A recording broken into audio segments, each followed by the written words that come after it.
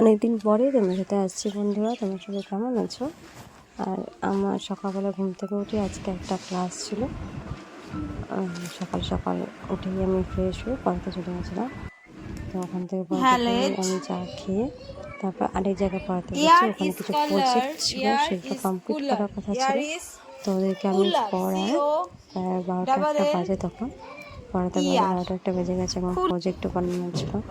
তো কিছু প্রজেক্ট বানিয়ে ওদেরকে করা চলে গেছিলাম। সেদিনকে আর ব্রেকফাস্টই করা হয়নি, এত তাড়াহুড়ো ছিল, কারণ বিকেলে বেরোতাম, তো করা হয়নি সেরকম আর ব্রেকফাস্ট ভারী। তো শরীরটাও খারাপ হয়ে গেছিলো।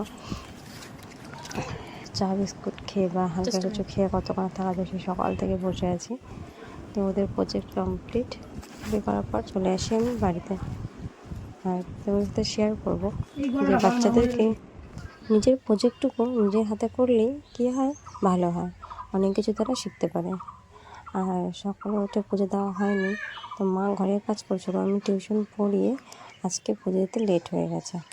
তো আমি পুজো দিয়ে গাছে জল দিয়ে, এটা আমি অক্সিজেন গাছ খুব ছোট্ট একটা চারা এনেছিলাম, আর চারাটা অনেক ছাড়ছে এবং বড় হয়েছে। আর তারপরে পুজো কমপ্লিট, কারণ পুজো দেওয়ার সময় আমি ব্লগ করতে পারি না, তোমরা জানো।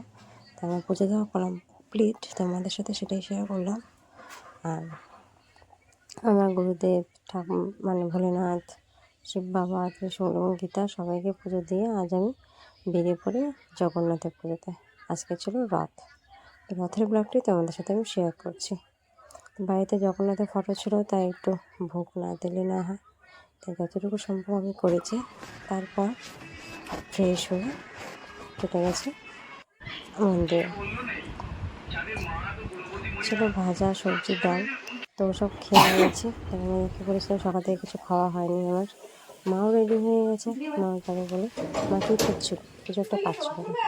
তো কোথাও যাওয়ার সময় ওনার কিছু খাওয়ার অসুবিধা শুরু হয়ে গেছে, পাচ্ছি না আগে থেকে কোনো কিছু রেডি করে রাখে না।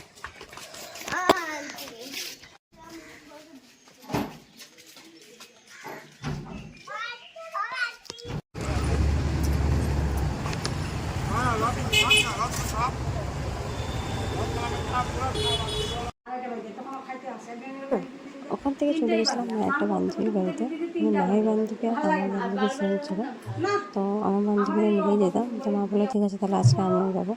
তো মা বসেছিল বান্ধবীর বাড়িতে, আর আমি আমার 3 বান্ধবী মিলে চলে গেছিলাম মন্দিরে।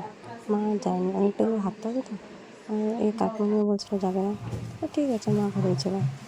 ওইদিকে চা বসিয়ে দিয়েছে, চা খেয়ে বলছে যাওয়ার জন্য, তো আমি তো চা খাই।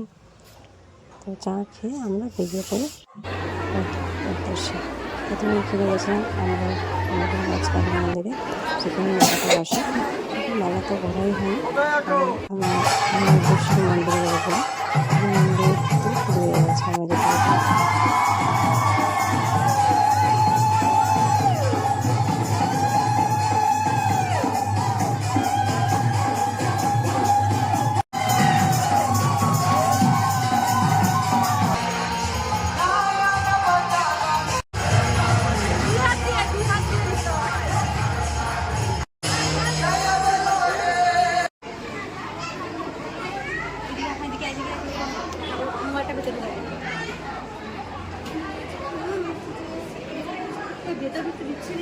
ওই পাশে যাওয়ার পর দিয়ে আসো, এইটুকু আসো ওইদিকে।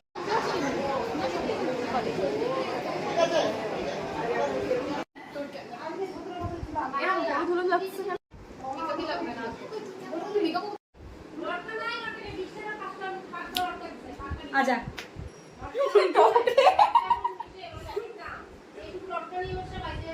ভিডিও চলছে রিতা, আমি লটকা খাই, আমার ব্লগে দিব কিন্তু, ঠিক আছে? অসুবিধা নেই তো? বলতে পারছি না, লটকাটা আমার মুখের মধ্যে টক হয়ে গেছে। বিয়া তো ঘুমায় বসে আছে, ঠিক আছে? কথা বলতে পারছি না। 700 ব্লগ ইউসি আছে। আরে আমরা যখন ছেড়ে দিয়ে আসবে না ওখানে আসবো, বলার পরে কাটিং নাই, কারেন্ট নাই, কারেন্ট ভালো নাই।